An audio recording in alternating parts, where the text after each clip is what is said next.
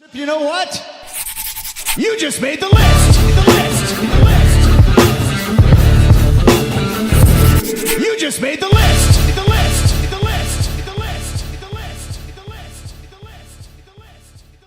And welcome to the Old Man Wade Show. I am your host, Old Man Wade, and I'm sitting here with my confidant, my brother, known this man for more than half my life, and unfortunately, he hasn't figured out that he probably shouldn't be hanging out with me because I'm an idiot. Ladies and gentlemen, returning guest, executive producer of the Remember to Hit Record podcast. He's a writer at WrestleZone.com, does weekly interviews for Impact Wrestling. State your name and where you're from.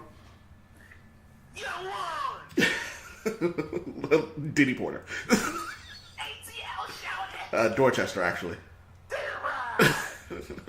Dorchester or Mattapan? Man, let me tell you something. Technically Dorchester.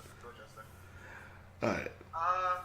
Yeah, from Dorchester, grew up in Mattapan, if that makes any sense. He always seemed to end up right back in Dorchester. That was kind of funny now that I think about it. Yeah, it's like it's either Dorchester or Mattapan, like back and forth. I did a year and a half long bid in Hyde Park, but that was about it. So I'm actually kind of proud of something. What's that? So I before we get into this, I posted something about the WrestleMania podcast. So I'm going to be popping in and out on Facebook for people making comments and shit like that if they actually even seen it because Easter, and we have podcast beef. So I posed a question leave your comments and stuff like that if you have anything about the upcoming pay-per-view. We got on podcast beef. Reoccurring guest. Hold on. Pause. How do we have podcast beef? Because do you have beef with somebody on who's a reoccurring guest on the show? Wait, somebody thinks they're important enough that I would beef with them? Yeah, actually. Who's this person? Kim Jones. Oh, please. His says, my thought, Lovell isn't that great. And then dropped a picture of Obama dropping the mic. Oh, okay. Tell Ken that I think that we should honor him for his service to this country and what he's doing for the youth of America. Wait, what? That's it? And he should also take a sugar-coated fuck off my dick! Hey, Coke. Thank you for that. Oh, man. I can't wait to get the two of you back in here to start arguing nonsense again. Fuck that guy. Man, he got bodied the last time we were on the podcast together. You think? Talking some yang about Aaron Rodgers when his fucking quarterback is Matt Ryan. Let's be serious here for a minute. Matt Ryan isn't an actual person. He's a series of HP printers stacked on top of each other. Does not compute. Wow. Okay. Wow. Tell me how you really feel. I've been drinking, bitch. I just started. I had a full day of it yesterday. Let's make lemonade. It's like all right. So in a couple weeks, a week from when we're recording today, we have the WrestleMania. Which one is this? 34? Why did I think it'd be more than that? Pretty sure it's 34. Yeah, it's 34. All right, so we got WrestleMania 34 coming up, and first up, before we get into the matches, are you even really excited about this? Well, the funny thing about you saying that we're a week from WrestleMania 34, I'm pretty sure that the show is actually going to start at noon and run until like 1 o'clock in the morning. So you're right. We're probably 7 days exactly from the starting point of WrestleMania. Am I excited for the show? Yes and no. And a lot of that has to do with the fact that I know that the weekend of WrestleMania is really gonna suck for me. Between covering essentially every wrestling show there is on a weekly basis, I also have to cover 17 hours of WrestleMania and 3 hours of NXT. Not necessarily looking forward to that. Kind of takes me out of the whole thing. You know what I'm saying? Yeah. That's a lot of wrestling. It doesn't seem like it would be fucking fun at all. Well, you gotta remember, man, as much as I love wrestling, it's literally my first love. But it's also my job. So, as is tradition, when it comes to any job, it's not fun. You know what I'm saying? Yeah. It's like anytime you have deadlines and all this other stuff attached to something, it kind of makes it not as fun as it would be. And that's kind of just the way it works when you do something you love. It's weird, but it's the truth. There are a couple of matches on the card that do look particularly interesting. A few things that I never thought I would see. So, I mean, there is reason to be excited, but overall, not so much. So, Looking at Wikipedia now, and as of now, there's 13 scheduled matches. Between Monday and Tuesday, we'll probably get a couple more. There'll also be those random matches no one gives a shit about. So we can break it down from 13 all the way back up to what looks like the main event will be, if you want. Might as well just say 14 because the Undertaker and John Cena match isn't announced, but it's gonna happen. So did John Cena end up destroying Kane last week? He didn't destroy him. He beat him though. He didn't destroy him. Kane was competitive in that match, which is a good thing because I hate that I hate that Kane was one of those wrestlers that like I grew up with, not you know what I mean. So seeing him now, it's just kind of like, damn man, you know what I mean. I mean that's his role though. I mean he's there to put people over. Like you say that, but when he came back the last time, maybe a few months ago, he destroyed everyone. Like he beat Balor, I think he beat Rollins. Like he beat a bunch of people up and comers, and people like the internet wrestling community was like, "What the fuck is happening right now? This dude isn't even like a full-time wrestler. He's about to be the mayor of Knoxville, Tennessee, or some shit like that." Well, I think this was like before he had a pretty good feud with Strowman, though, right? They were building to the feud with Strowman. So on his way to feuding with Strowman, he beat a bunch of people he probably shouldn't have beat. Makes sense. So yeah, let's start with number 13. We have the Andre the Giant Memorial Battle Royal. Next. You don't care about that at all, do you? It's stupid. It's like, how do you have the Royal Rumble 2 months before Mania, and then you have another Battle Royal at WrestleMania? Why? What is the point of that? It hasn't actually catapulted anybody to anything ever. Like, it's literally a waste of time. I know why. I get why they do it. They branded it as the Andre the Giant Memorial Battle Royal just to give it a title to hopefully make people care about it. It's really just a way for them to get people who don't have single matches or tag team matches on the WrestleMania card so they can get a WrestleMania payday. I get it, but that doesn't mean I have to enjoy it. Have you ever enjoyed any of those or been like happy with? The one that was good. Well, the first two were good. The one with Cesaro one was good, and I think it was the second one when Sandow was Sandow and Big Show were the last two people, and Big Show won it. Yeah, those are the only two that actually like. Yeah, I think those are the only two that actually really stuck out to me because like the first one when we watched the Big Show, and he lost, we were kind of like, yeah, we kind of saw that coming. You know what I mean? But I was happy. I thought Sandow should have won, but I was okay with Big Show winning because it made sense. He never wins anything, so throwing him a bone is not a bad thing. The two that preceded that, fucking awful. Who won? Baron Corbin and Mojo Rawley were the two winners after that. Two people I could give two shits about. No offense, but I miss Sandow, man. And it was funny that they fired him like right when he was really getting into like the peak of what he was. You know what I mean? That was a weird situation. He could have potentially been better off not being in WWE. The only problem is he went to I think it was called Impact at that point. He went to Impact and floundered there as well. It was really weird. The WWE they missed the boat on that dude. Yeah, and what's funny about it was when he was. I don't think there's ever really been a time where he wasn't over. Like when he came down, he was like, "You're welcome, Damian Sandow." Like everyone hated him. Like he was exactly what he was supposed to be. You know what I mean? So there was no reason why he should have been over. Like shouldn't have got like the push that he did. Then when he went to be the Miz's stunt double, everyone loved him. And no one saw it coming. Even before that, when he came down and he was just like randomly dressed as these like obscure characters, it was funny. People enjoyed it. But then when he left the Miz and became a singles competitor, they loved him then as well. Yeah, he even managed to get Kurt Axel over in his Hulk Hogan impression when they were doing the Mega Powers. Yeah. But that got ruined because Hulk Hogan likes to say the word nigger. The thing of it is, and I've heard this a lot over the years, and obviously I don't work for the WWE, so I don't know how true it is, but if you look at the way things happen, it's hard to not believe this is the case. They hate anything that they didn't create. And that's not to say they didn't create Sandow, but their goal in that whole situation was not to get Sandow over. Sandow got over. They don't like that. Look at what they did with Zack Ryder when he had his YouTube show. They buried him. Like, they gave him the U.S. title, and then they took a huge shit on his chest. Like, he literally got hit the shit beat out of him by Kane for, like, maybe 2 months straight. Yeah. And he disappeared off TV. You know what I'm saying? Look at what they did with Sting. They signed Sting. finally, after all these years, and he has 2 matches and loses them both. Like, I mean, come on. Like, I understand him not winning the world title, beating Seth Rollins. I get that. But that WrestleMania match against Triple H, although I actually, contrary to popular opinion, I actually liked that match. I thought it was interesting, even though there was a lot of gaga, as they say. There was a shit ton of interference. It all made sense. But the simple fact that he didn't go over, like, to this day, still bothers me.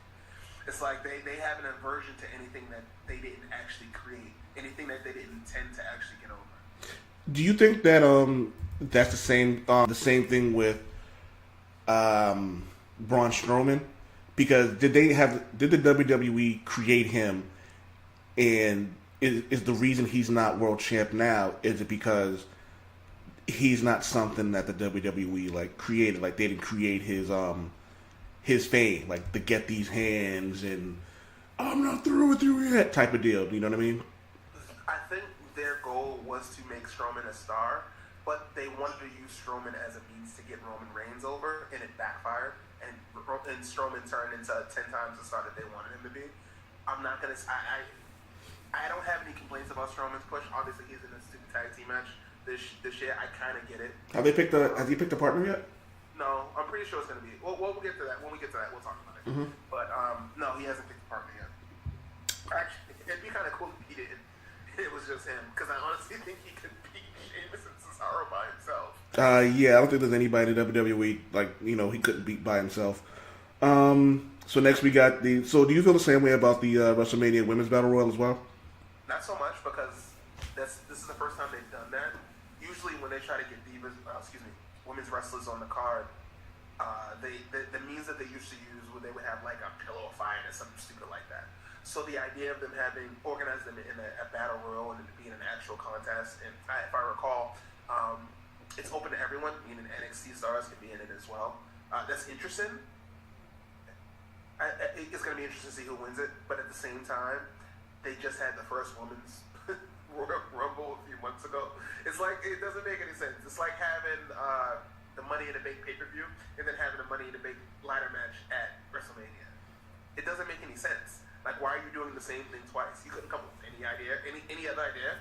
Like, why not have, since they had the first Women's Royal Rumble, why not have at WrestleMania a gauntlet match? Or like the first Women's King of the Ring, Queen of the Ring, or whatever it is. Yeah, something like that. Anything other than another fucking Battle Royal. Even though the Royal Rumble is its own event, it's just a fucking Battle Royal. You know what I'm saying? Yeah. So your beef is just them not being creative with either one of those. Yeah, it's lazy. Lazy as hell. I get that. Next up, we got Daniel Bryan and Shane with McMahon versus Kevin Owens and Sami Zayn. You would think, based on the way the feud had gone, that Daniel Bryan and Shane McMahon would win. I'm conflicted because the stipulation is that if Kevin Owens and Sami Zayn win, they get their jobs back. Now, the reason why that leads to me being conflicted is because they could lose and just end up on Raw. But in doing that, you'd basically be taking a dump on the last few months of build between what they've been doing with Shane and Daniel Bryan. So what it really depends on is if this is actually the blow off for the feud. If it's an actual blow off and we're never going to see these two guys, these 4 men face off again, then Daniel Bryan and Shane McMahon probably will win, and Kevin Owens and Sami Zayn will just end up on Raw. Because the stipulation isn't that they can't be in the WWE. It's just that they're not going to be. They're fired from SmackDown. So you know me. You've known me long enough to know that I think that you got to pay attention to the word choice. Yeah. So that's the thing. So it's really hard to call who's going to win that. If you put a gun to my head, I guess I'll have to go with Shane and Daniel Bryan. It being Daniel Bryan's first match back, and just the whole scenario of Owens and Zayn ending up on Raw, which wouldn't be a bad thing because Raw could use them. I honestly see, if I had to pick a winner in that, I'd see. We would pick winners in the 2 Battle Royals. Oh yeah. I wasn't sure if you cared enough to even pick winners. I mean, isn't that the point of this whole thing? Yeah. So you have for the Andre the Giant Battle Royal. I'm going complete dark horse, and I'm going to say Ty Dillinger. Really? Yeah, it's either going to be. And I'm not basing it on anything. I just think because it doesn't mean anything. It means absolutely nothing. And they brought him up. He had all this fanfare, fan-made, mind you, not based on the company. He had all. Which they hate. They need to do something with him. And this is something that they could give him, and it doesn't take anything from anyone else. You know what I'm saying? Yeah. And he's been kind of sort of feuding with Baron Corbin again, and I think Corbin doesn't have a singles match, so that means he's in the Battle Royal again. I don't see them letting him win it for a second time. So if anything, I could see them being the last two people in Dillinger dumping him out. I'm gonna pick Dolph Ziggler in this. That's actually a pretty good pick. As far as the women's one goes, that's really tough to call. Okay, so I'm gonna preface this with saying that unless they announce a Bayley Sasha Banks match on at WrestleMania, a singles match on Monday Night Raw, I'm gonna say that Bayley's gonna win the women's Battle Royal at WrestleMania, and when she wins it, Sasha Banks is gonna get in the ring and completely destroy her and complete the entire heel turn thing.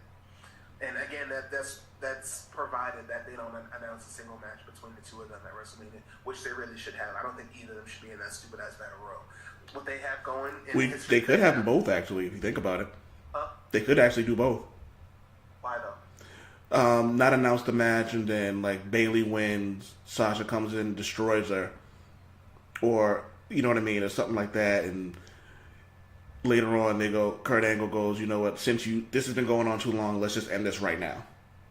That'd be interesting. I don't see them doing it, but that would be interesting. I'm looking at who's been announced so far. If I had to pick someone, Bayley would be my choice. But just to kind of throw shit to the wind, I'll go Natalya. I can see it. Because again, it's not like the damn thing means anything. Yeah. And this is something like Natalya would run around talking about how she was the first this and the first that and blah, blah, blah, blah. But I also wouldn't be shocked if Naomi won this just because she's a fan favorite, or if they threw it to like Ruby Riott or one of them, just to like kind of further the push of them coming from NXT to the main roster. If I had to pick somebody in that category, if I was booking it and Sasha and Bayley had their singles match, I would probably put Mandy Rose over. I like her. She's impressive. I like Mandy Rose. Who's her partner? I can never remember her name. DeVille and Paige. DeVille. I would love to see like Mandy Rose, because Mandy Rose can actually wrestle like this. Because if you looked at her, she looks like the prototype of like, diva? Prototype diva. Not yeah. Wrestling superstar. Yeah. Exactly. But she actually, She takes it seriously. Like there's been a lot of stories about like she wasn't tough enough, and they talk about Booker T, Paige, all those people sing her praises of how like gritty and tough she is. Like she was like ripped all the skin off her hands doing, I forget what the fuck it was, but she's serious about wrestling. And you can tell. I said she's serious about wrestling, even though she looks like a supermodel. Yeah, and and it shows like in her like performances that she takes this shit very seriously, and I love it. But I would love to see. You said DeVille is her name, right? Yeah, Sonya Deville. I would love to see DeVille kind of just be her like manager per se, and kind of help her win those matches, even though she doesn't need it. You know what I mean? Paige is for? Why would it be DeVille? Because isn't Paige like in that flux where she can't wrestle anymore? That's exactly why she's a wrestler. I mean, why she's acting as a manager. But I wasn't sure if like she can't even like be like in a physical confrontation. You know what I mean? No, she can't. Yeah, so I kind of feel like, well, I guess it still works. Then you can just kind of send DeVille out there to kick the chick in the face, or you know what I mean? I mean, that's essentially what they already have in their group Absolution. It's like Paige is the mouthpiece / manager because she can't wrestle at this point. DeVille's the quote unquote heavy because she's like that, MMA girl, and Mandy Rose is, the Mandy Rose. I don't know how to explain it, but the quote unquote face. She definitely has it. Yeah. I don't know. I don't know that she can cut a promo, but you know me. I don't care as much about that as most people as the WWE does. But I'm more interested in what they do in the ring. I mean, Paige can cut a promo, so what does she need to? Like, I mean, think about all the world champions we've had who can't, who can't cut promos. Like we've seen WWE women champions who can't cut promos. Like, I mean, necessarily at this point, I think most of the fans care more about the wrestling of the women's wrestling they do about promos. So I think it doesn't even really matter. But especially when you have everything you need in one faction, I don't think it really makes a difference. No arguments here. Only problem is the WWE doesn't see it that way. So fair enough. So you said you're going with, so gun to your head, you said you're going Daniel Bryan and Shane McMahon. Yeah. I'm going Daniel Bryan, fucks over Shane, Kevin Owens, and Sami Zayn win. Interesting. Because we haven't got the Daniel Bryan Shane McMahon match, and I think that's I don't want that match. God, Jesus Christ. No, you don't want the match, but I think it's a good singles match for him to get, get his feet wet again. You know what I mean? But Shane can't carry him through a match if it's a matter of us worrying about Daniel Bryan's ability to work a match. Like, you need to put him in the ring with somebody like Zayn or Owens in a singles match. Well, this is what we're doing now. Like, this is him getting his No Ziggler. Huh? What do we do with Ziggler? Oh, that would make too much sense to have a classic match between Daniel Bryan and Dolph Ziggler.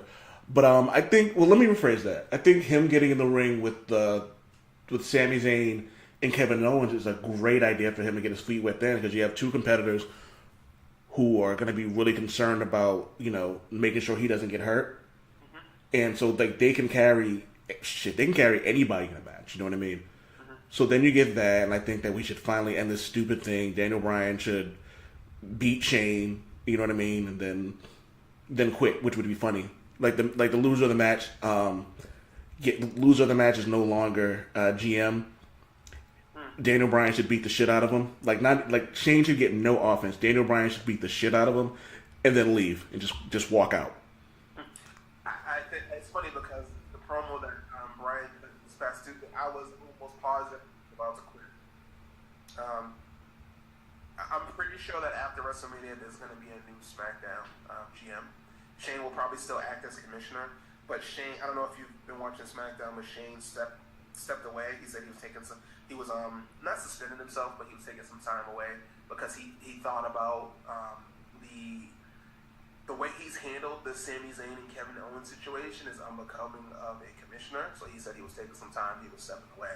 That was before they beat the shit out of Kevin Owens and Sami Zayn. There's been rumblings of who the new general manager was going to be. Ronda Rousey. Obviously, if Daniel Bryan is able to be an active competitor, having him as a fucking general manager makes no sense. So I think that's gonna go away. I am hoping that at some point we get a GM versus GM. We get Kurt Angle versus Daniel Bryan. That could be interesting. Yeah. All right. So I'm gonna go Daniel Bryan and Shane losing via one turns on the other. It might not even be Daniel Bryan. It might even be Shane. But one of them turns on the other one, and Sami Zayn and Kevin Owens win. That would be interesting if Shane turns on Bryan and joins Kevin Owens. Daniel Bryan becomes an active wrestler. You have a built-in underdog babyface against heel authority figure. It's been done, but it would be interesting if those two, if the authority figure is Shane and the babyface is Bryan. That could be interesting. Yeah, but the good thing about Daniel Bryan is it's not like he can play heel or face, so it really doesn't even matter where you put him at that point. You know what I mean? At this point, I don't think there's anything that Daniel Bryan could do that would classify him as a heel. So I don't agree with you on that. We could bring JR back for one night and he could beat the shit out of Jay. I don't think it will matter. I honestly think Daniel Bryan is the most beloved character in WWE history. Really? I honestly believe that. Huh. We can speak on that later, actually. Literally do no wrong. I'm trying to think if we've ever had a wrestler like that. I don't think we've ever had someone who could do no wrong. People booed Austin when he turned heel.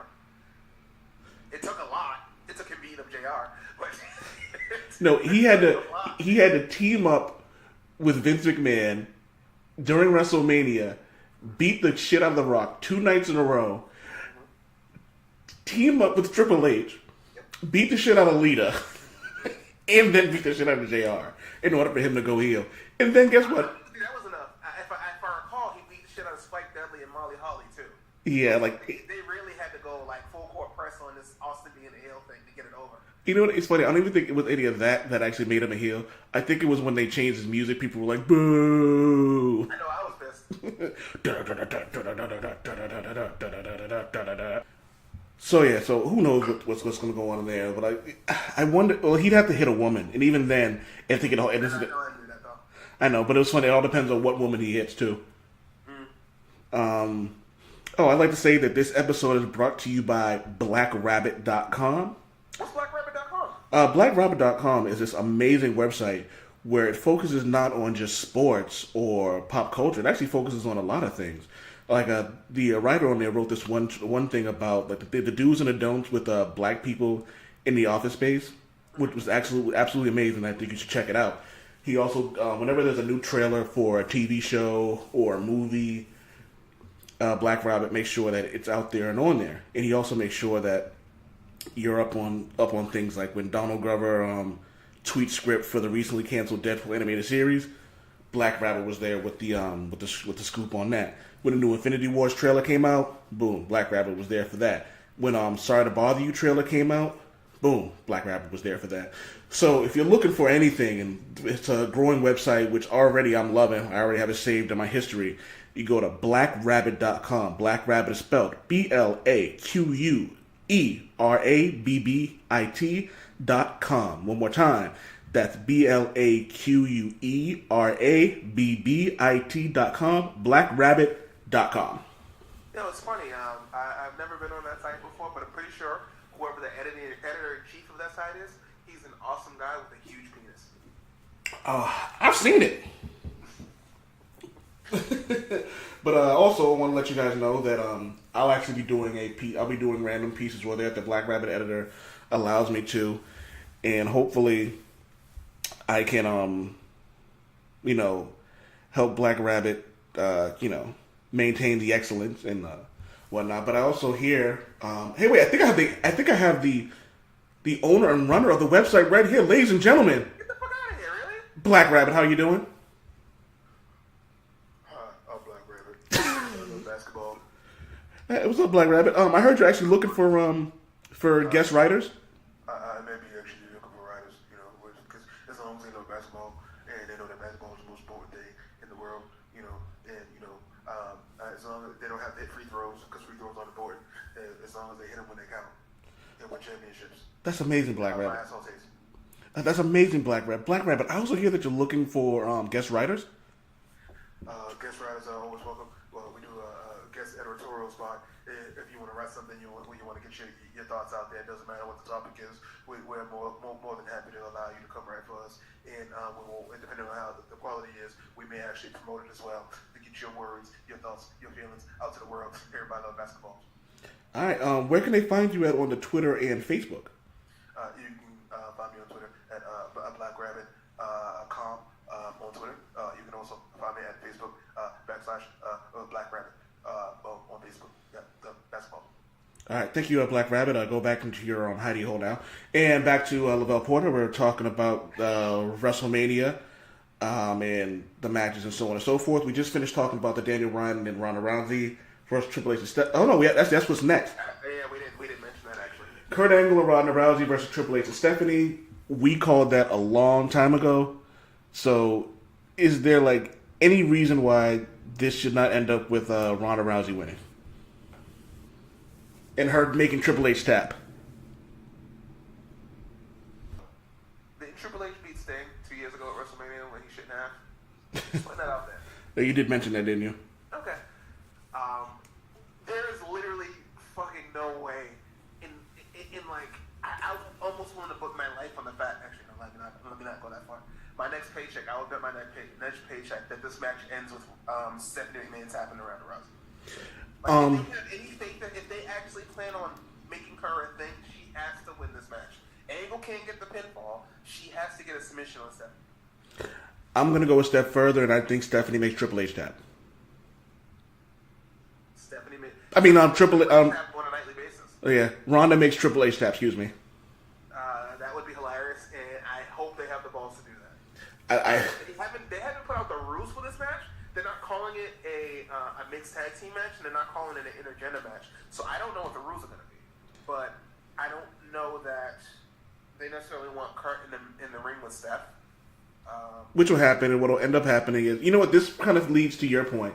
It'll probably end up happening, and Stephanie's going to be in the ring, Kurt Angle's going to be in the ring, and she's going to pull the, what are you going to do? Hit a girl? And then slap him. Ronda's going to turn around and probably make Stephanie tap. Yeah,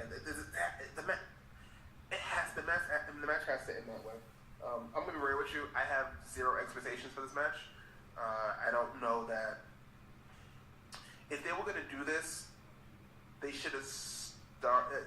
Ronda should have started training 2 years ago. Yeah. She's not ready. She's not. This match is going to be a spectacle, and I'm sure there's going to be a lot of gaga. Probably a lot of run-ins and random shit like that, just to make the match not suck as much as it's probably going to. But we'll see. Who was the runner-up in the Mae Young Battle Royal, Mae Young tournament? Shayna Baszler. Do you think we can see Shayna Baszler run in and help Triple H and Stephanie? It'd be interesting, but I'm gonna with no. She has a NXT Women's Title match the night before, and she's nowhere. She's not as recognizable as like a Ronda Rousey, so it wouldn't make a whole hell of a lot of sense, even though they're like best friends. Oh. I guess on commentary they could try to sell it, but I don't see that. Do you see anybody running in and helping Stephanie and Of course, that's what the Gaga is. Like there has to be run-ins. There has to be a lot of shit going on in this match. This is not going to be just a straight-up wrestling match. It can't be. Do you think if so let's say for example the Alexa Bliss Nia Jax match doesn't go with Nia Jax winning, and this match happens beforehand, do you think we could see Nia Jax coming in and destroying Ronda Rousey in favor of Triple H and Stephanie? No. Nia Jax should win the. I guess we could just transition to that, but yeah, Nia Jax should win the women's title at WrestleMania. I don't have complete faith in the fact that they're actually going to do that, though. Just the way that they've booked her leading up to this, the most likely scenario is this: Nia beats the crap out of Alexa, either gets DQ'd or Alexa wins like via roll up on the tights or something like that. Nia beats the shit out of Alexa Bliss, like leaves her laying. Carmella's music hits. Carmella comes out and she pins Alexa Bliss for the women's title. That's going to be confusing to some, seeing as how Carmella won the Money in the Bank, and that was on SmackDown. But the fact and it happened like 9 years ago. Well, not even that. The fact that Asuka is feuding with Charlotte, and Asuka's technically on Raw, and Charlotte's technically on SmackDown. I think there's going to be a switch. I think that however the SmackDown match between Asuka and Charlotte ends, it's going to end with Asuka on SmackDown, and Charlotte's going to be the women's champion on Raw. Not Charlotte, excuse me, Carmella. Is Carmella any good? She's just okay. She's gotten a lot better, but she's not nothing special. Not ready for prime time yet? She needs more time. That's all. What do you think? If they do put the belt on, do you think this is a mistake or is it a good business move? It doesn't matter because who gives a shit? And I'm not even a dick. You know me. I actually like women's wrestling, so that's not me being a dick. But honestly, it's not going to move the needle either way. Asuka being the Raw Women's Champion is not going to move the needle. Ronda Rousey being the Raw Women's Champion is not going to move the needle. Like women's wrestling is what it is. It's never going to be held to the same standard as the men's belts are, and that's not because that's the way I want it to be. I prefer for it not to be that way. But as of right now, in this moment, the world that we live in, that's just the way it is. So it doesn't make a difference. Do you think the women's division is actually better than the men's division as of now? No. Do you think they're about even, or do you think the men still have the dominant? Men's has a good lead on them. The men's division has too many seasoned performers to say that the women's division is better at this point. The women's division has been diluted a bit because they had that women's Royal Rumble and they fast tracked a few people like the Riot Squad and Absolution.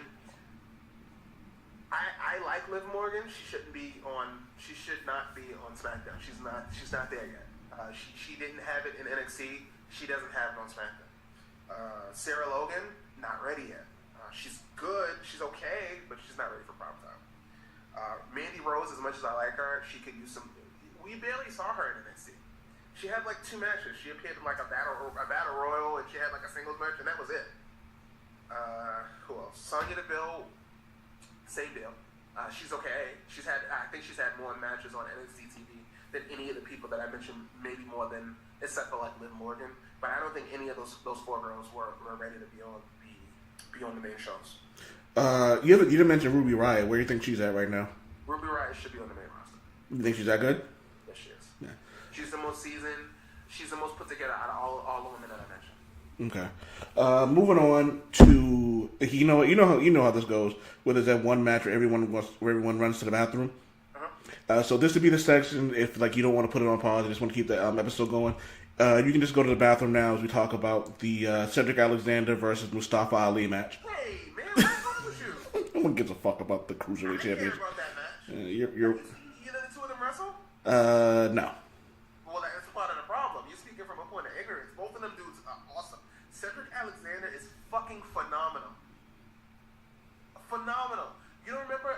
He's the dude. Remember the Kota Ibushi match during the CWC? At the end of the match, everyone was screaming, "Please, Cedric!" And Triple H came out and said, like gave him a hug and brought him in the back. Absolutely, that I do remember. I do remember that.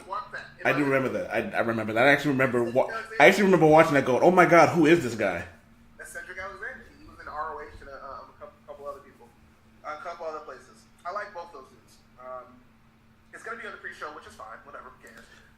But to your point, like we should. But to your point, we should care. Let's take last year's WrestleMania where we had the cruiserweights match was on the pre-show, and that ended up being one of the best matches of the night. Yeah, Austin Aries versus Neville. That match was great. Yeah. I to this day I don't understand why Neville went over, but whatever.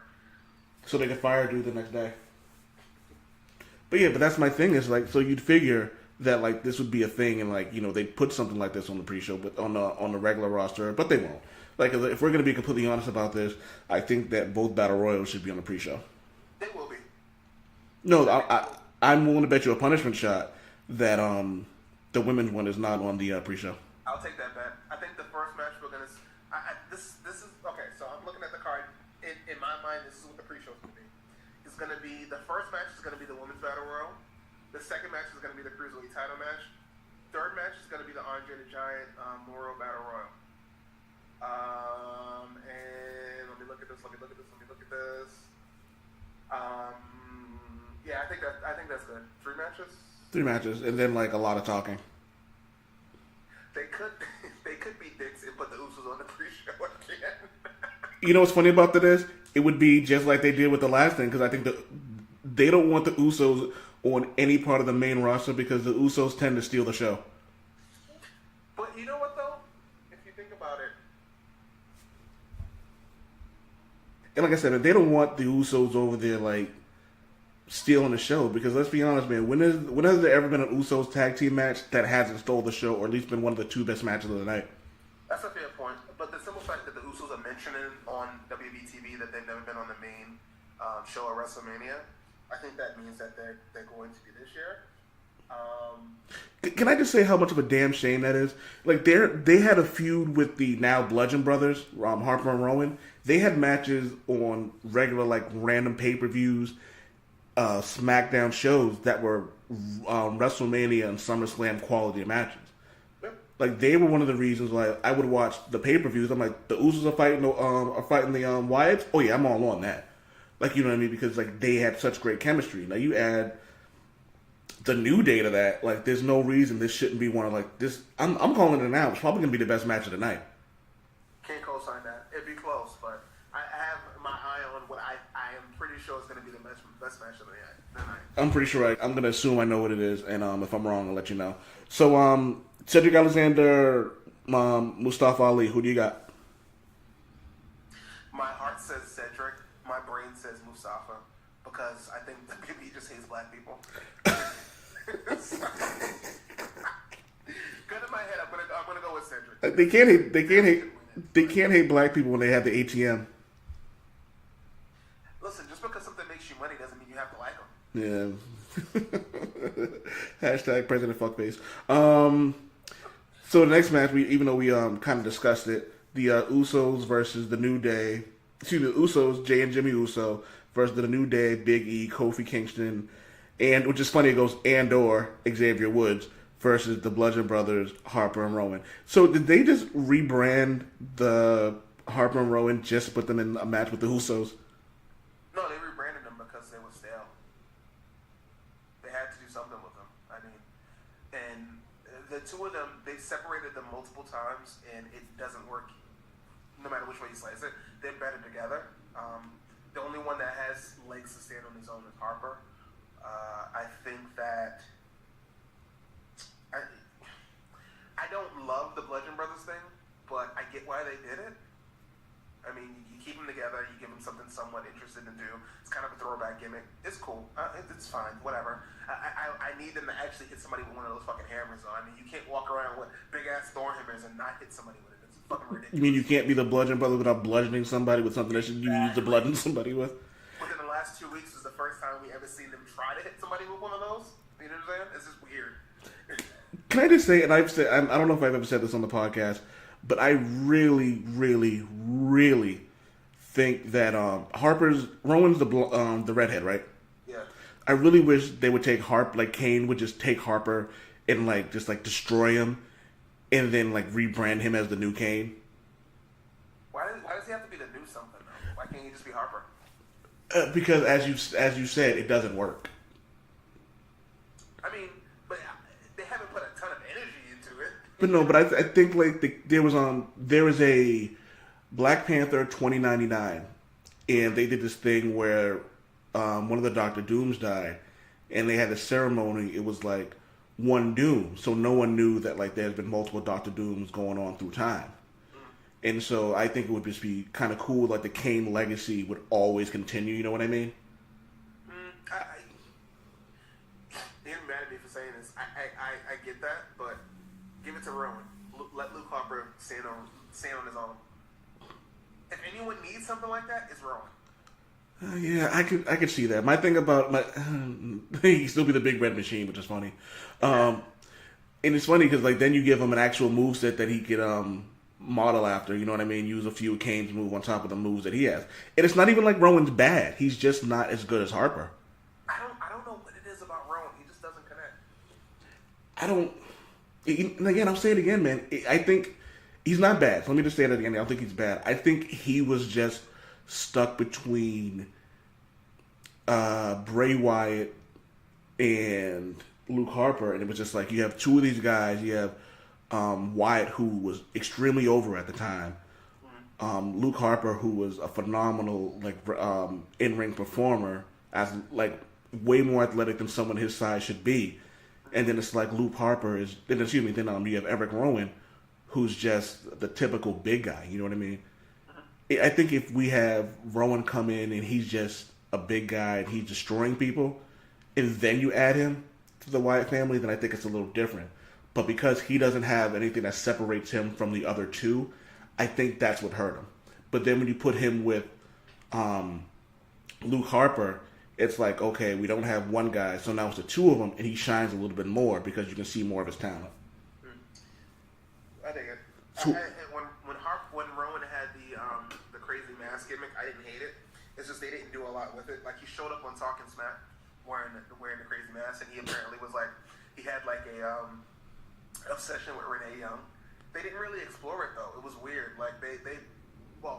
Obviously Talking Smack getting canceled probably has something to do with that. But which I thought was a little silly because it was actually one of the few things that I look forward to watching on YouTube was the Talking Smack stuff. It was fun. Talking Smack was great. I don't know what the oversight for Talking Smack was, but wrestlers would get on there and just say the most outlandish real shit ever. The feud between Miz. Oh my god, man! And it was funny. The Miz would go in, and then Daniel Bryan would be like, "We can do this right now," and I'm like, "Oh shit! All right, let me get my popcorn because they're about to go at it." All right. So with that being said, who do you have winning this match? Has to be the Bludgeon Brothers. Really? Yeah, this seems like a coronation for them. Hence the reason they're putting them in the ring with the two top tag teams in the WWE.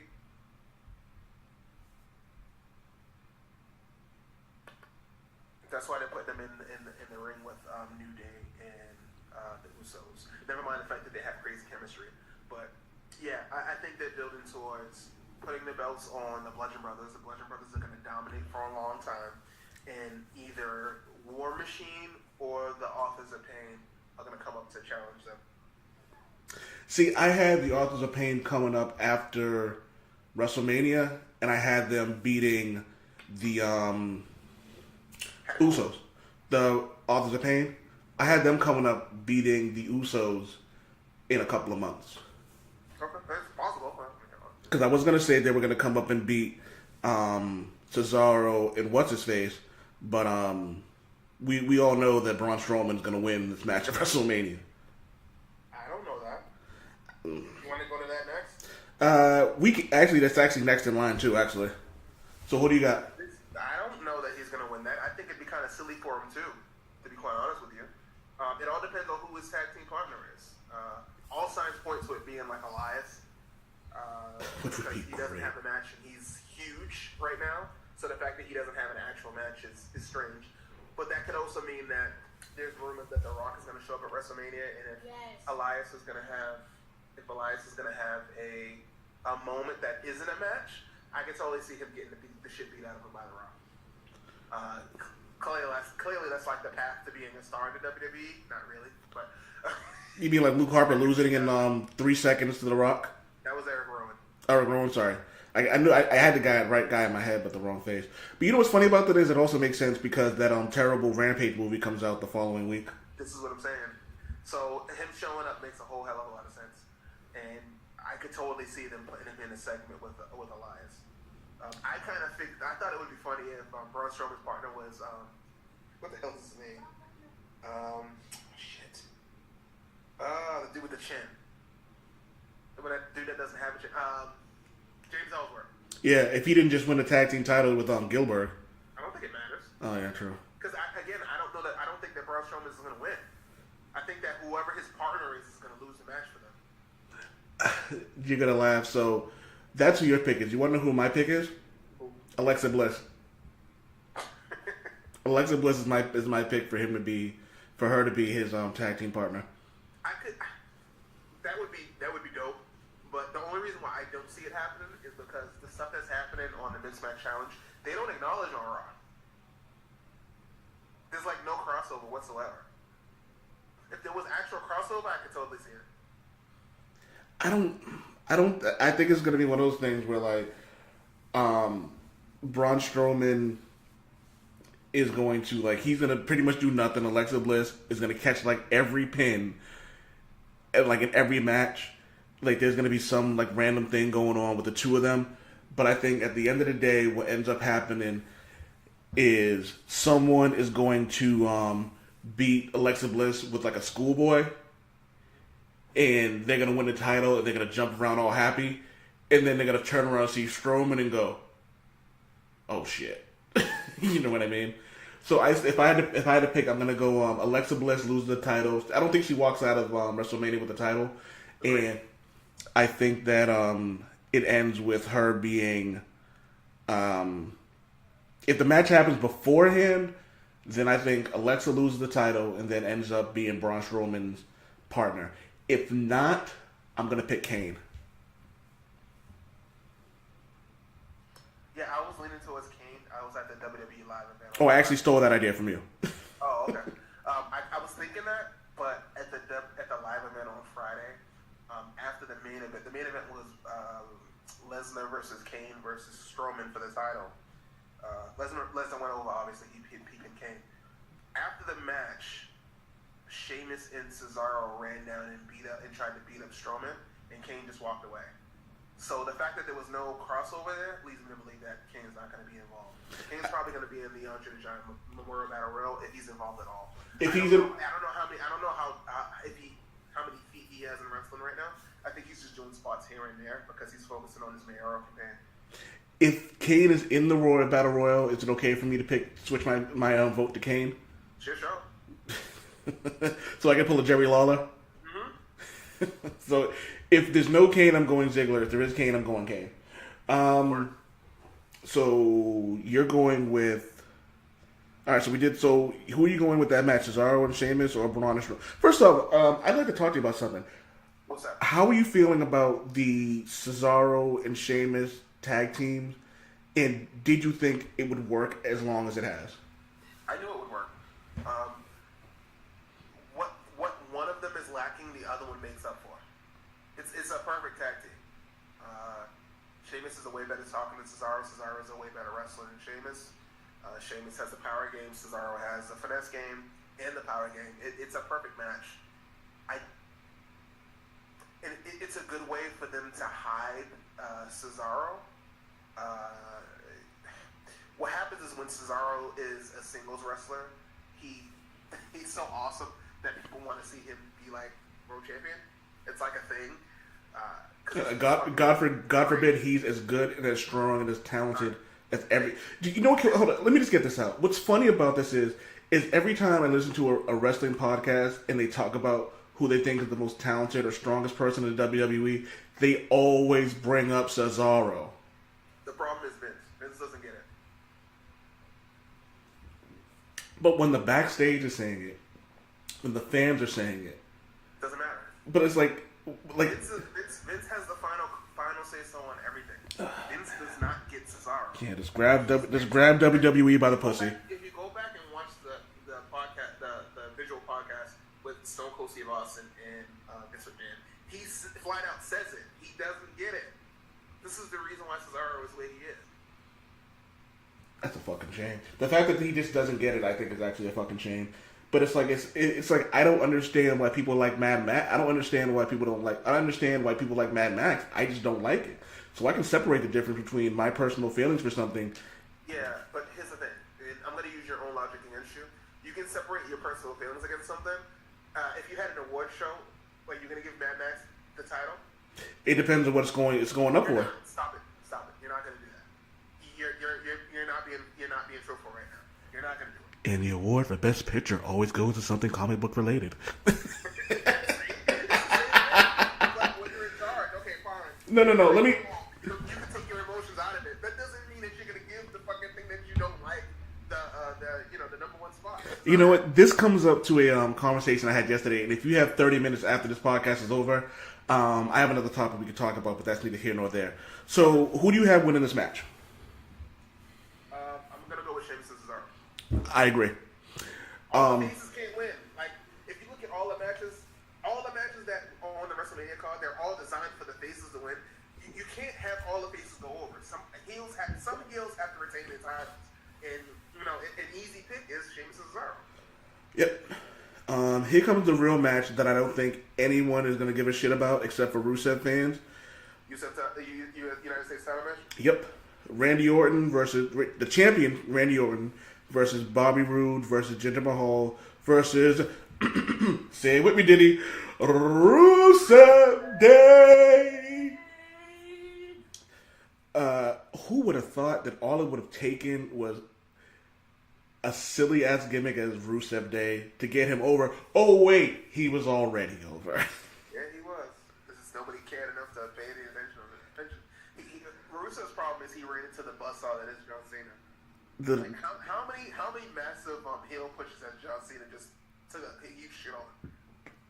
And you know what's funny about that is, it's not like Cena and Rusev had bad matches. If we're going to be completely honest about it, Rusev probably carried Cena in a lot of those matches. I can't speak to that. My whole thing is, any monster heel that goes up against Cena, no matter how big of a monster they were beforehand, it's never the same after the Cena feud. Look at Umaga. You know what? Hold on. I got a hot take. You ready? Go ahead. John Cena is the 50 Cent of wrestling. Explain. Has anyone gone up against 50 Cent? How many people have gone up against 50 Cent and actually survived? Not many. How many heels have gone up against John Cena and survived? Fair. John Cena is the 50 Cent of John Cena is the 50 Curtis Jackson Cent of wrestling. You don't go up against him and always come out clean. You know what I mean? Mm-hmm. Matter of fact, I think the only person who's actually gone up against 50, lost, and still came up fine was probably Rick Ross. Yeah. I mean, we were just talking about yesterday about how awesome the game is. Rose. I like that. I like Rick Ross, but I'll never listen to a whole album. I don't give a shit. I don't care enough about him to listen to all. Like, the only Rick Ross song that I like Ride For is the first one, Push It. I love that song. It's just because it's he took that song from the Scarface soundtrack. You know how I feel about Scarface. Yeah. So. Go, get the yo. All right, so we have Alexa Bliss versus Nia Jax. We kind of talked. Huh? Wait. Yeah. Push it to the limit. Welcome to the limit. Thank you for that. We talked a little bit about this, but we have Alexa Bliss, the champion, versus her former and still real life best friend Nia Jax for the Raw Women's Championship. Probably the best built-up match leading into WrestleMania season. They've been building this up for probably 2 years now. Maybe, but it's just that there's seemingly actual emotion behind it. It just seems real. You know what I'm saying? Yeah. Even though we know it's not, and that says a lot. I think it would be a shame for Nia to not finally win the women's title here. But she's not going to win the women's title here. It's not going to happen. I want it so bad. I honestly think at this point she deserves it. And that's not something I say often, but let her win something. Like, do we have to watch her beat up jobbers for on a week? Give her something. Like, this feud between her and Alexa Bliss is literally one of the only interesting things on Monday Night Raw at this point. Trust me, I know. I'm forced to watch every minute of Monday Night Raw every Monday night. It is literally the most interesting thing happening. Which says a lot considering, like, The Miz is on Raw. Yeah, but he's in and out. His wife just had a baby, so. Oh, she did have the baby. Mazel tov to him. Congratulations to Mike the Miz Mizanin. Congratulations to him, man. Good dude. It's funny. I always talk to my wife about how she finds it. She says it's funny and cool that when she watched The Real World, The Miz was like using his gimmick to make himself a wrestler, and he actually did follow his dream. And when I was telling her that she was like as great as he is, and like he's one of the best things on wrestling right now, she was like, good for him, because it was something that he legitimately like wanted to do, something that he worked hard for, and something that he accomplished.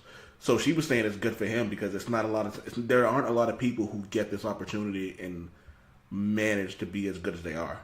Agreed. It took a while to get there, but I definitely agree. I mean, and it's also funny, like, if you think about it, he even got the hot chick. Yep. Former, yeah, it's not like he's like a fucking Gollum or anything like that. He's an attractive dude. He's an attractive dude, but, like, he outkicked his coverage. Oh, come on, totally. Most dudes in wrestling, and I'll kick their coverage. Yeah. So you're gonna go Alexa Bliss winning this, right? You know what? No, I'm gonna go with Nia Jax, even though I know it's not gonna happen. I'm gonna follow my heart here. I want to see the image of her raising the women's title at WrestleMania. I really do. So you're not really going on like facts. If you had to go with facts and like everything you think happening, you're gonna go with Alexa Bliss, but you're just hoping that you're wrong. Yeah. You know what? Just to put the positive energy in the air, I'm gonna go Nia Jax as well, even though I think we're both gonna be wrong. But I really like Nia Jax, and I hope that she wins.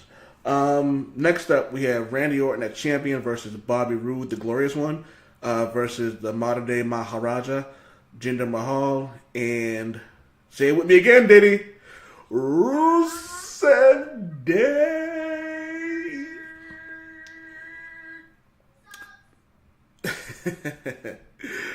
Shout out to Rye.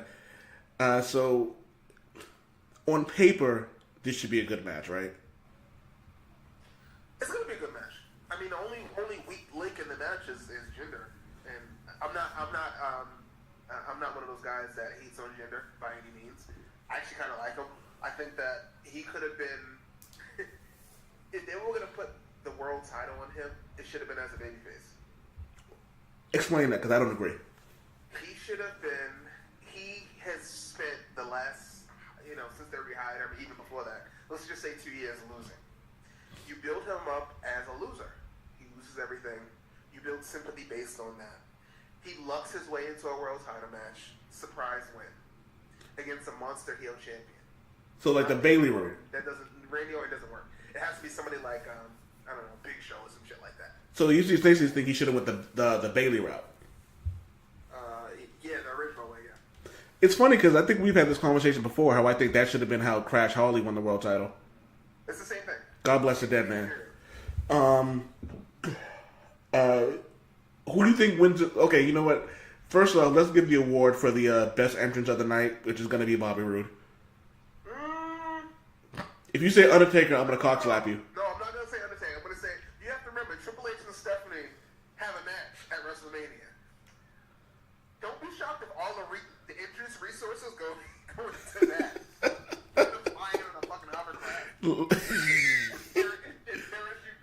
And Stephanie's gonna come down on a fucking goblin glider. Years ago. She's gonna come down on a goblin glider. Yo, tell me, you know the reason I say this? Because there's going to be, over 100,000 people or wherever they're gonna be at?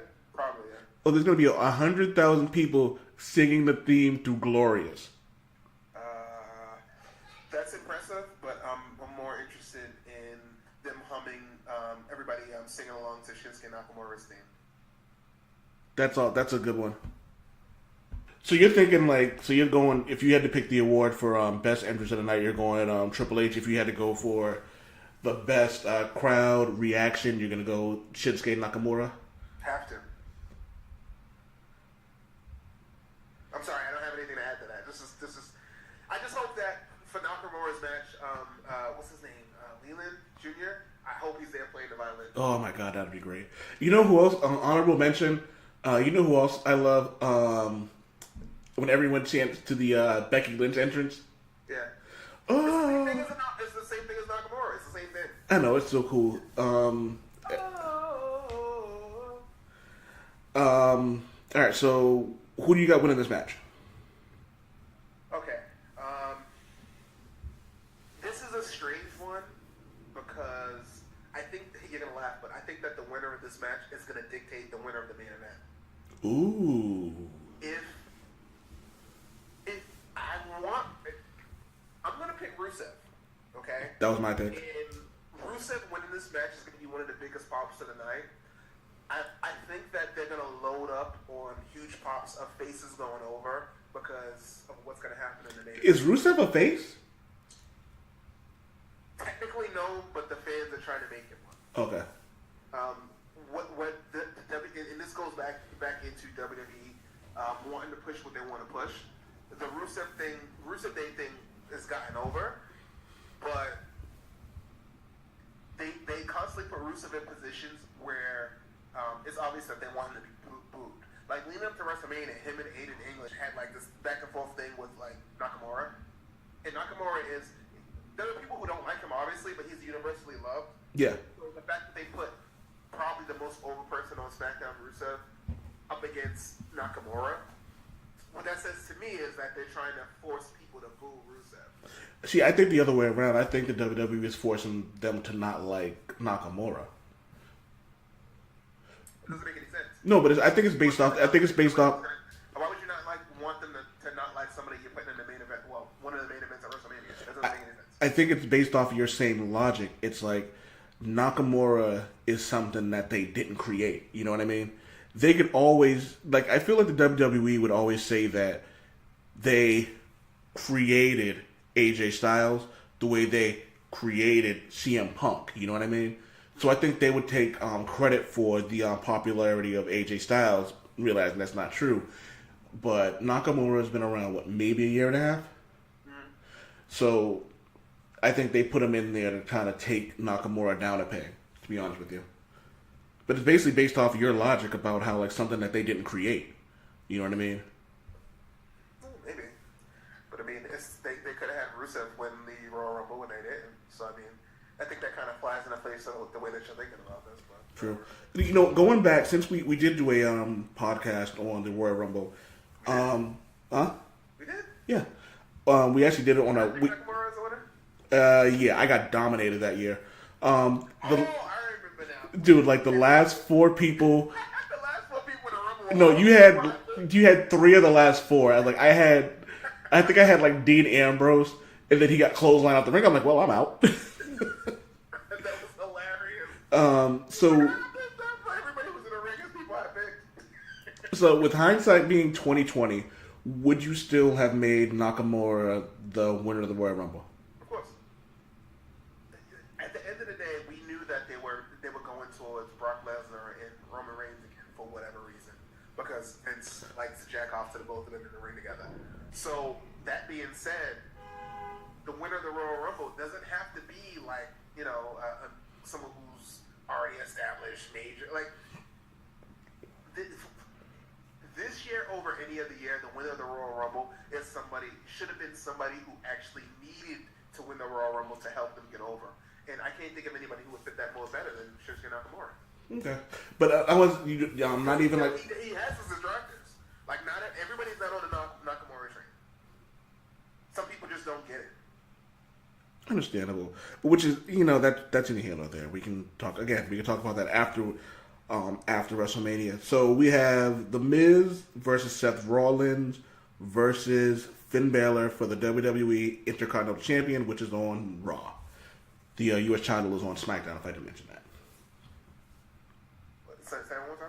We have The Miz versus Seth Rollins versus Finn Balor for the WWE Intercontinental Championship. So, question to you is, I think this is potential to be one of the 3 best matches of the night. Yeah. There's a very high possibility of that. I'm a little fatigued from seeing Finn Balor and Seth Rollins wrestle, because literally some variation of that has happened on Monday Night Raw for the last month and a half. So I'm a little over it. Even when I went to the live event last night at the Garden, the semi-main event was Rollins and Balor. Why? Why would they do this? I like watching these two wrestle, but there isn't such thing as too much of a good thing. Well, I think. The funny thing about that is, I was saying that when I rolled out of bed this morning and I looked at my phone. Apparently, there was a live event last night in Chelmsford. Guess who Rollins fought? Finn Balor. Exactly. And the finish to that match at Chelmsford was the same finish, just in reverse. Are you serious? So instead of Rollins getting the roll up, it was Balor got the roll up. They're literally running back the exact same match. But you know how it is. They're just running things where they can kind of work out all the kinks and whatnot for the WrestleMania main event. Because I think it was a few 2 or 3 years ago when Seth Rollins won the world title, and you were telling me how Randy Orton and Seth had tried that spot a million times and it didn't work. You know what I mean? So maybe which I think is one of the 2 or 3 best finishes I've ever seen in WrestleMania. Even though you saw it coming, it's still kind of like, oh shit. You know what I mean? I didn't see it coming. I didn't even think that you could do something like that. I never thought about that. I saw it coming as soon as he kicked him and went for the curb stomp. I was like, oh, he's about to get the shit RKO'd out of him. Yeah, but not like a pop-up RKO like that. Like he literally lifted him up on the back of his neck.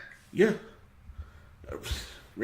You know what? We may not like the new Randy Orton as much as we like the old Randy Orton, but Randy Orton when Randy Orton wants to be that dude, he's that dude. I agree. You remember I was a huge Randy Orton guy. He said some shit that made me kind of side-eye him, but him and Edge are 1A and 1B for that. Oh fuck! I gotta listen to them gloat on Raw award. Edge is so fucking overrated. Huh? Edge is so overrated. I don't know if Edge listens. Hashtag Christian for president. Huh? Hashtag Christian for president. Christian's God, I still think Christian's a million times better than Edge is. Listen, I'm on that train with you. So who wins this match? Man, this is tough. I kind of think that Miz is gonna win. So do I. I'm gonna go with the Miz, even though this should be a moment to put Finn Balor over. No, the thing of it is, the Balor thing is so weird. Like he was the first winner of the Universal title, right? And technically never lost it. He had to relinquish it due to injury and has never gotten a title shot after that. That's so strange. Dude, what if he calls for his rematch that night? No, he's already said he wanted it. It just hasn't gotten it. I know, but what if he calls for it what if he loses that match, but only because like the Miz beat Seth Rollins, and he was like, I want my rematch like tonight. I mean, that'd be dope. And like we don't. That's when he put in like we don't get Demon. Goes over Lesnar and then Balor beats Lesnar. No. Check this out. So we get regular Finn Balor during that match or whatever, right? He goes back. He's all types of pissed off. Like, yo, I want my match. I want my rematch tonight. I haven't got my rematch. He's like, fine. And that's when we get Demon Finn. Mm-hmm. And, Demon Finn is undefeated. And we get Demon Finn in the main event. What? That'd be dope. So, yeah, I'm with you. My only hesitation is that because Miz just had his first child, I could kind of see him taking like a month off. You know what I mean? I'll go again just because we picked something similar earlier. I'm going to pick Finn Balor in this match. Okay. All right, before we get into the 3 main events, would you like to promote where people can find you? Not really. Okay. So let's get into it. If we do get a John Cena versus Undertaker match, 2 questions first. 1, how long does it take Undertaker to get to the ring? 10 minutes. Is that a serious bet or... No, it's not going to take 10 minutes. 5 tops. All right. Do you care about this match at all? I understand why it's happening. I think it's a bit late. I'm not mad that it's happening. I would have preferred for it to happen years ago when Undertaker was in better condition. I don't know what Undertaker's gonna. I don't know what Undertaker's gonna be. What it's gonna be like at WrestleMania. Last time we saw him, he didn't look great. So it's one of those things. It's like diminishing returns. Like I'm used to seeing Undertaker dominate. I don't like seeing Undertaker look like an old man. Like that bothers me. Same here. Who should go over? Who's going to go over? Undertaker should go over, and Undertaker's going to go over. Really? Yeah. Do you think this is John Cena's way of kind of just calling it quits for a year or 2? No. Cena's still going to be around. He's going to bounce back and forth like he's been doing. That's not going to change. For everything he's trying to do in Hollywood, he still needs WWE as a platform to promote what he's doing. So I don't see him going away. He's as the time has been going on, he's been ramping down how much he's around because he's doing so many other things. But I think one of the reasons why this is happening is because Cena wants to put Taker over. And this, for the love of God, if this match happens, please let it be Taker's last match. I'm with you, man. I think last year should have been Taker's last match. But if Cena's His gonna, last match should have been against Brock. That should have been it. Honestly, think about it. The match he had against Wyatt, the match he had against, which was stupid. Reigns, did it really add anything? No, I love. You know what? Shane wasn't into it. Even if we're gonna say that Brock wasn't his last match, he fought Wyatt the next year. Yep. That could have been his swan song. Like that could have been it. Like you know what I mean? Like it was like I'm gonna pass the torch for you. Like Wyatt saying you should pass the torch to me. I'm the new scary person in the WWE. He beats him. You know what I mean? And like literally, he could have just had Wyatt stand there, like lay there, and Undertaker could have placed all his clothes on him and then walked away. Which can I just say this? It would have been funny if he did that. Then out of nowhere, like a horse comes down to the ring. Undertaker gets on a horse and then rides a horse into the gorilla. I feel like Undertaker should ride a white horse into the. Wings? Can it have wings? Dude, if he could fly a Pegasus into the sunset, that would be the greatest thing ever. Like I feel like Undertaker's was one of those dudes that like there will never like how I think on Duke's wrestling page, Duke Loves Rasslin, someone posted whether or not there will be another Ric Flair, which I think we will have people close to him. I don't think we're ever going to see someone who had the effect on fans that The Undertaker did. Because you remember, like, when The Undertaker was a kid, and he was, like, scary. Like, you know what I mean? And, like, the effect, like, of, like... You know how a lot of people think that Bobby Roode's entrance puts him over? Mm-hmm. The Undertaker made his entrance. Like, the creepy gongs... If he didn't go in and perform, those gongs wouldn't mean anything. You know what I mean?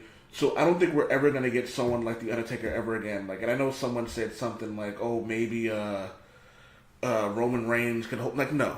Like cut that out with the Roman Reigns, he's going to be the next Undertaker with the streak. Cut that shit the fuck Well, out. I mean, it is his yard. God, I'm moving right the fuck on. So... I hope. Can I just tell you that I hope this isn't even a match. I really hope that John Cena comes down. He has this like this amazing entrance. Undertaker comes down on a white horse, and like ties the horse to the side of the ring. The whole thing. The horse stands there the whole time. John Cena comes in the ring, looks him in the face, goes, "You can't see me." Taker chokeslams him, tombstones him, pins him, gets on his horse, and then leaves. I don't want this to be a match. I want Undertaker to actually destroy John Cena. I'd be down for that. Maybe he should ride to the ring on a Harley. No, I want him on a white horse. Let's go American Badass Taker. Oh God, American Badass Taker is my favorite Undertaker, by the way. Yo, everybody, like, people hate that. Personally, American Badass Taker isn't my favorite Taker. I kind of like Big Evil Taker. I was kind of putting them on the same level though. It's two different things. So if we're going, I'm going Big Evil Taker then, because American Badass Taker is a face, Big Evil Taker is a heel. Alright, then I'm going Big Evil Taker. You know why I love Big Evil Taker so much? It's because he put so many people over.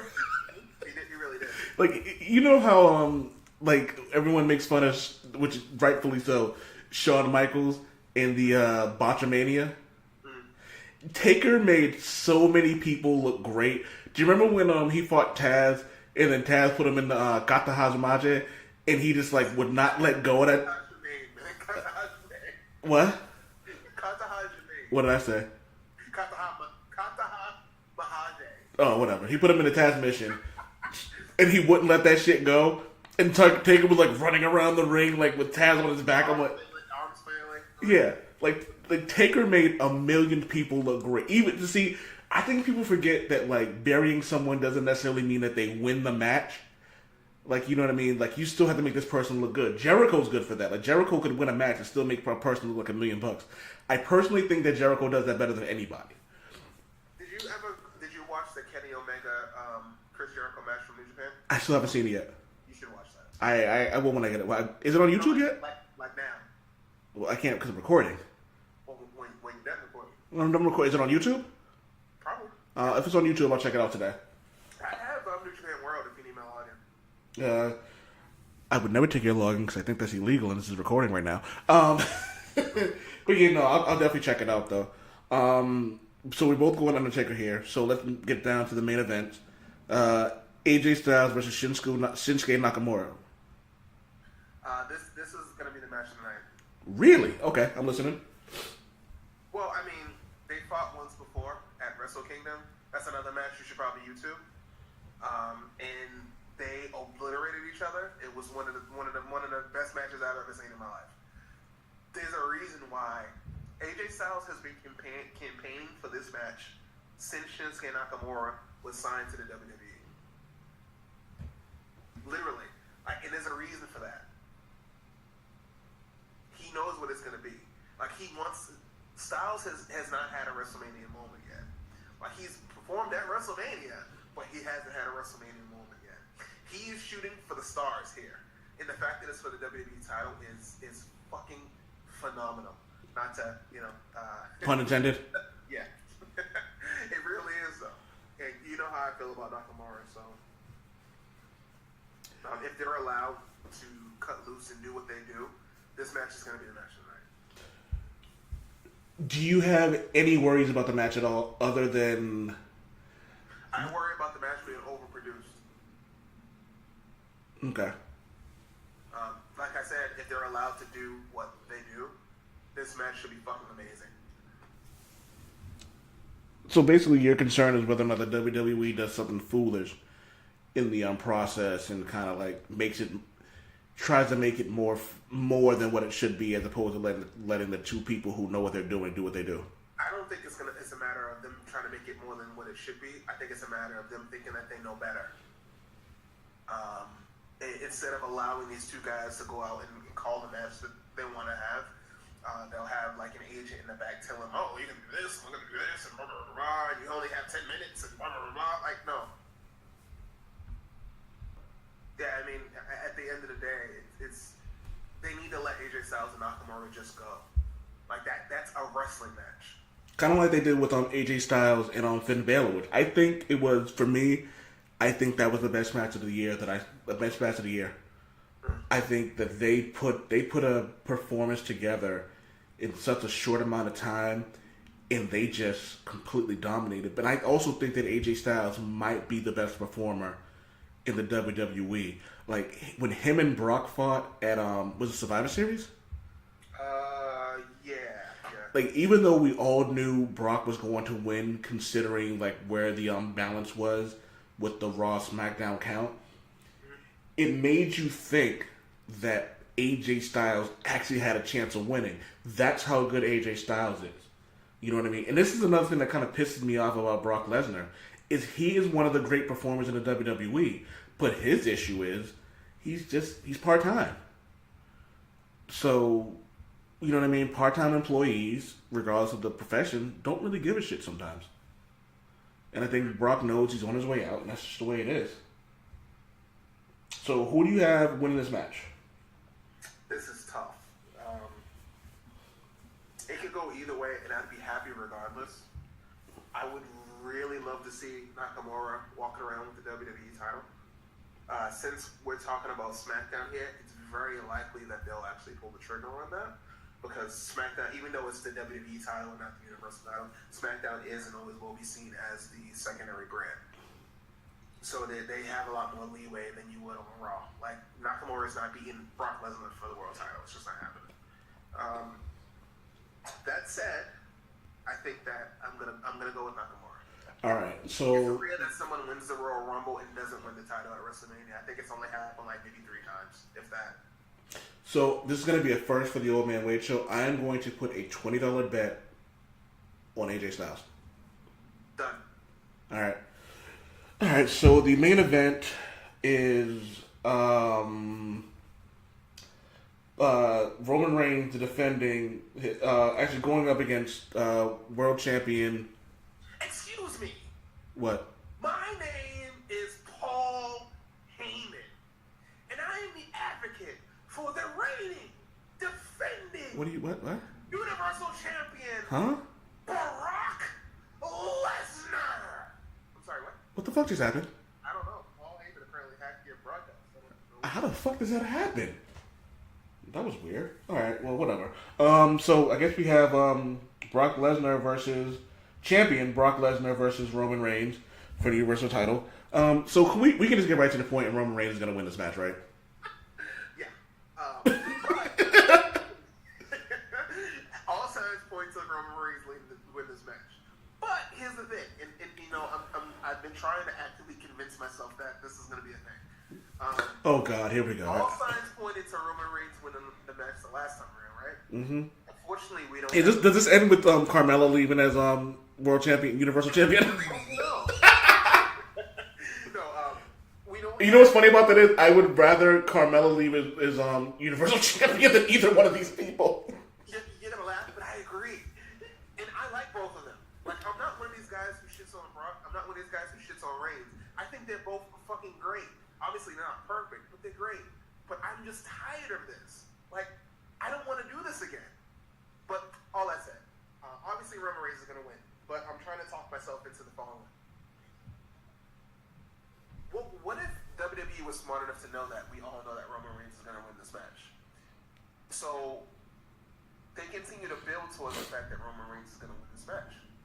What if Brock Lesnar wins this match? You know my theory. I think Brock Lesnar is just going to destroy Roman Reigns on some I don't give a fuck about this company shit. I mean, that's what the first match was. Do you remember the first match? It was literally like 15 minutes of Brock Lesnar beating the holy shit out of Roman Reigns. Like, it was ugly. It wasn't John Cena ugly, but it was ugly. No, obviously nothing was bad as that John Cena match, but yeah, it was ugly. All right, man. So but let's ask the honest question: do either one of us really give a fuck about this match at all? No, I mean, why would you? Like, there's rumors that Brock is going back to the UFC, which there are always going to be rumors that that's the case. And Reigns is Reigns.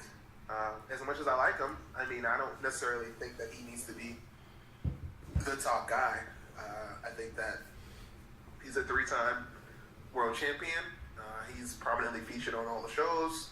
I don't necessarily know that he needs to have the title. I feel like it could be used to build up somebody who doesn't have as much cachet as he does. And it's funny because I actually forgot about the real match that I think we both are looking forward to more than any of this, we didn't talk about Charlotte versus Asuka. We did? No. And it's funny because, correct me if I'm wrong, that's probably the match we're both looking forward to the most. No. I'm looking forward to the Styles Nakamura match the most, but a close second would be Flair and Asuka. So we'll do the same thing we did with Brock. Who should go over, who will go over? Who should go over is Asuka. Who will go over, I'm undecided on. I could totally, because you gotta remember, they give everything to Charlotte. So if someone, instead of breaking Asuka's streak for an up and comer, someone who like really needs a rub, I can totally see them just having Charlotte go over. I think you have one of the best picks for someone who should have an Asuka streak. Ember Moon. Just from the standpoint of they can continue the feud that they had in NXT on the main roster, which may actually happen because Ember Moon is defending the NXT Women's title against Shayna Baszler for the second time at NXT TakeOver New Orleans. I can foresee a scenario in which Baszler goes over and Moon goes to the main roster right after that, and they build towards Moon and Asuka again. Is Moon ready for prime time? I'd say so. She seems to be the complete package. Okay.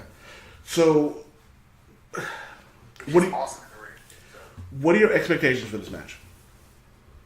It's going to be the second best match of the night. Okay. Who are you picking? Asuka. You're picking Asuka.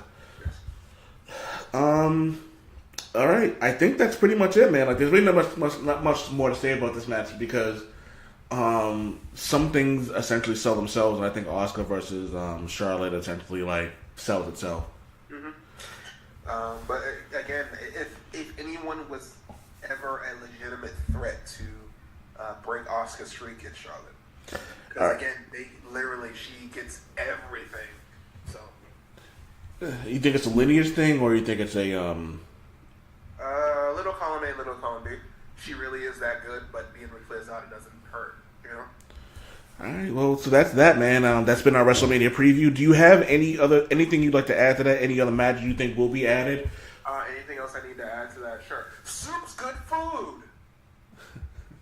Do you think there are any other matches that they'll be adding on to this? Any feuds we're not thinking about? Do you think there's any... Here's a better question. Is there anybody who's not performing at WrestleMania that you think deserves a match? Deserves? No, I won't go that far. But two dark horse picks to be Strowman's tag team partner. Big Cass is back from injury, so that's on the table, which would be terrible because I hate him. And Bobby Lashley re-signed with the company. Ooh, Bobby Lashley and... So. No. You know what? I'm going to go with dark horse. You ready for this? Go ahead. Titus. I see what you did there. I'm not gonna lie, man. Tell me Braun Strowman with the rest of his team wouldn't be fucking comedy gold. It would be, but I don't see him doing that. Oh my god. And can we also just say that like it kills me how over Titus is? I think we have different definitions of over. Let me rephrase that. It kills me how popular he is. Yeah, people like him, and he's a likable guy. He is. It's just funny that like he really hasn't like gotten a real chance, but he's one of those guys who doesn't really necessarily need one. You know what I mean? Well, he was given a chance. It just didn't work. Yeah. When they broke up the primetime players the first time, it just didn't click. Millions of dollars. He's missing something. I don't know what it is. He's missing something. Nah, that looks great. All right, so that's been the Old Man Wade show. I want to thank Newman as Diddy for saying that. Do you want to plug anything real quick? You can find me at WrestleZone.com/Lovell Porter. Or anytime you want to check out Monday Night Raw live coverage, SmackDown live coverage, NXT live coverage, WWE pay-per-view live coverage, Impact Wrestling live coverage. Just check out WrestleZone during those shows, and I will be covering them live. You can interact with me on Twitter at AboveAverageLLP. You can't find me on Facebook because that's private, and I don't like any of you enough to add in you, so don't try to find me there. You can find me also on blackrabbit.com. That's BLAQUE rabbit RABBIT.com. I happen to be very close personal friends with the editor-in-chief of that website, so you can find a couple of my pieces there as well. When do your interviews for Impact Wrestling go out? My interviews for the Impact Wrestling Superstars are usually posted by noon on Thursdays to get it out ahead of when Impact Wrestling airs. Hello, hello. This is the man of the hour, the man with the power, too sweet to be sour. That's right, the Duke from the Duke Loves Rasslin podcast. And these are my WrestleMania 34 picks. That's right, Jack. Listen, I know that my main man, the well-respected Lovell Porter of WrestleZone.com, he gave his picks. And some of them were okay and some of them not so much. Let's start with what we agree on. The Andre the Giant Battle Royal. I agree with Mr. Porter. Ty Dillinger, a.k.a. the Perfect 10, he is going to win. No doubt about that in my mind there. So good job, Porter. You agree with me. Old Man Wade, shout out to you, sir. It's your fantastic podcast here. Porter got one right at least. All right. Moving on to the Women's Battle Royal. Porter's 2 for 2. Because there's no doubt in my mind that Bayley is going to win the Women's Battle Royal at WrestleMania. And that's because she's going to turn on the boss, Sasha Banks, one of my favorites there. I expect a major heel turn from Bayley, okay? And she's going to cost Sasha Banks the WrestleMania Women's Battle Royal, so she's going to win that one there. All right, moving on. Now we got Daniel Bryan and Shane McMahon versus Kevin Owens and Sami Zayn. He's really doing some of his best work right now. I say, and this is kind of crazy, but I say Shane McMahon turns on Daniel Bryan and helps Kevin Owens and Sami Zayn win that match. That would make sense. It would keep things ongoing. So we'll see. And then you can have Shane and Daniel feud with each other till SummerSlam. So again, Porter, you and I agree with each other. That's 3 for 3. Next match, Kurt Angle and Ronda Rousey versus Triple H and Stephanie McMahon. This is a tough one, but I am going to say Ronda Rousey turns on Kurt Angle and costs him the match. Huh? Can you believe that? Do you think that's going to happen? Tell me about that. Well-respected Lovell Porter, I don't even know if you commented on that match, to be honest with you. Actually, you think Ronda and Angle are going to win that match. Well, you're wrong, Porter. Eventually, we knew you were going to be wrong, but that's okay. That's the way it is there. The Duke is always right. Moving on. Cedric Alexander versus Mustafa Ali for the WWE Cruiserweight Championship. Well, obviously, Mustafa is going to win, not Cedric, so you're wrong again, Porter. Mustafa, all the way. That's my homeboy there. Shout out. Cedric, not so much. That's right. Okay. We have the Triple Threat SmackDown Tag Team Championship match. The Usos, the New Day, and the Bludgeon Brothers, they're going to battle it out. I don't know why the Bludgeon Brothers are in this match. I guess they want somebody to lose. I do not expect the Bludgeon Brothers to win like Lovell Porter claims. That's just not going to happen. I'm going all the way with New Day. They're going to make the crowd happy. They're going to take the championship at WrestleMania. That's right. Next up, Cesaro and Sheamus versus Braun Strowman and a partner. I don't care who Braun's partner is. They're going to win. That's the end of that chapter. And, of course, Lovell Porter's wrong again. Okay, what do we got next here? How about Charlotte Flair versus Asuka? I say Asuka wins, and then Carmella cashes in her Money in the Bank, and then she beats Asuka, which will keep that feud going on, or at least ignite that feud, I should say. Carmella's walking out of WrestleMania the champ. That's right. Okay, Alexa Bliss versus Nia Jax. Alexa is going to retain her title. Lovell Porter, get your act together there, please. Randy Orton versus Bobby Roode and Jinder Mahal and Rusev. How about this? Rusev wins. What? Actually, you know what? Correction. Jinder Mahal wins, and Rusev gets upset about it, and he feuds with Jinder over that. That's right. You know who told you that first. Okay. The Miz versus Seth Rollins versus Finn Balor. Look for Finn Balor to win the Intercontinental Championship, and he and Seth Rollins to feud after that. AJ Styles versus Shinsuke Nakamura. Nakamura definitely wins because AJ is injured. Last but not least, Brock Lesnar versus Roman Reigns. Everyone expects Reigns to win, which is exactly why Brock Lesnar is going to take that match. He's going to win, and he will lose to somebody else. You heard it here first. Lovell Porter, you're wrong. Old Man Wade, I appreciate you and your fantastic show. This is the Duke of the Duke Loves Wrestling podcast saying, that's right. Fuck, you're old. Damn it, Wade!